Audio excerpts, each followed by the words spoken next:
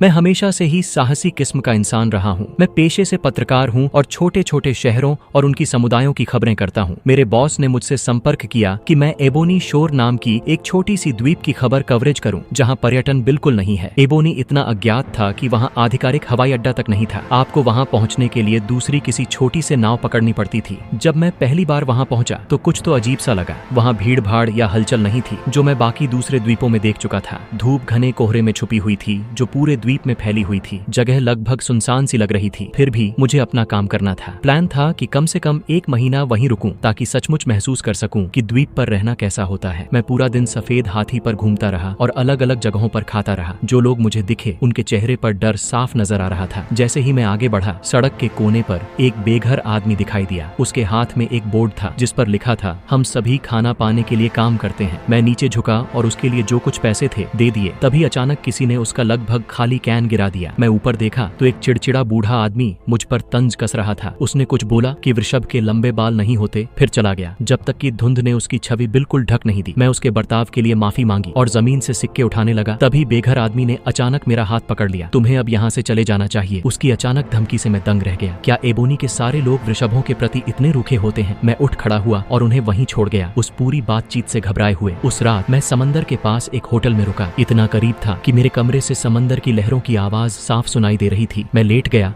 और पहले जो बेघर आदमी मिला था उसे भूलने की कोशिश करने लगा। लेकिन मेरी नींद तब तक टूटी जब किसी ने मेरे होटल के कमरे का दरवाजा खटखटाया। मैंने प्ली होल में झांक कर देखा। मुझे पता चला वो एक पुलिस वाला था। मैं हिचकिचाते हुए दरवाजा खोला। उसने मुझसे पूछा कि क्या मैं वही रिपोर्टर हूँ जो आज आया था। मैंने सिर हिलाया। फिर उसने मेरे शहर में ठहरने के बारे में कुछ सवाल पूछने शुरू किए। मैंने बीच में बोलकर पूछा, ये सब क्या मामला है? उसने गहरी सांस ली और बताया कि मेरी खबर गुमशुदगी की रिपोर्ट आई है। उसकी बात सुनकर मैं थोड़ा गुस्सा हो गया और उसे दिखा दिया कि मैं बिल्कुल गायब नहीं हूँ, क्योंकि मैं तो उसके सामने ही खड़ा था। खैर, मैंने उससे उसी दिन पहले मिले बेघर आदमी के बारे में बताया था और ऑफिसर ने ध्यान से नोट्स लिए। उसने कहा कि वह रिपोर्ट दर्ज कर देगा, लेकिन ज्यादा कुछ नहीं कर सकता था। जब मैं होटल के कमरे में अकेला था तो मैंने सोचा कि मेरा कोई मिसिंग रिपोर्ट कौन कराएगा। मैं तो यहाँ सिर्फ 1 दिन से था। अगली सुबह मैंने पूरी कोशिश की कि कल रात की बातचीत से हुई बेचैनी को दूर कर सकूं। स्थानीय लोग मुझसे वही कठोर चेहरे लेकर मिले जैसे कल मिले थे। लेकिन आज मैंने देखा कि जहाँ जहाँ गया वहाँ ज्यादातर रेस्टोरेंट्स में खाना कम था। मेरा फोन भी इस टापू पर कोई नेटवर्क नहीं पकड़ पा रहा था। पर मुझे अपने बॉस को यहाँ मेरी स्थिति की जानकारी भेजनी थी। इसलिए उस दिन बाद में मैं पोस्ट ऑफिस गया ताकि बॉस को एक खत भेज सकूं। एक बार जब मैंने पीछे की दीवार की तरफ देखा तो मुझे कुछ अजीब सा लगा। दीवार पर कई गायब हुए लोगों के पोस्टर लगे थे और डर के मारे मेरी खुद की तस्वीर ठीक बीच में मेरी तरफ देख रही थी। घबराते हुए मैंने पब्लिक फोन से पुलिस को फोन किया और बार बार बताया कि मैं कहीं गायब नहीं हूँ। मैंने दूसरी लाइन पर उस आवाज को पहचाना जो कल रात का पुलिस वाला था। उसने बताया कि एबोनी से ऐसे कई लोग बिना किसी सुराग के गायब हो गए हैं। जब मैंने दोहराया कि मैं कोई लापता इंसान नहीं हूँ तो वो चुप हो गया। फिर मैंने सुना उसने कहा, इतनी सुंदर तस्वीर है, पर उससे पूछने से पहले कि उसका क्या मतलब है उसने फोन काट दिया। मैं जल्दी से समझ गया कि मैं कितने बड़े खतरे में हूँ। मैं वापस होटल गया, जल्दी से अपने बैग पैक किए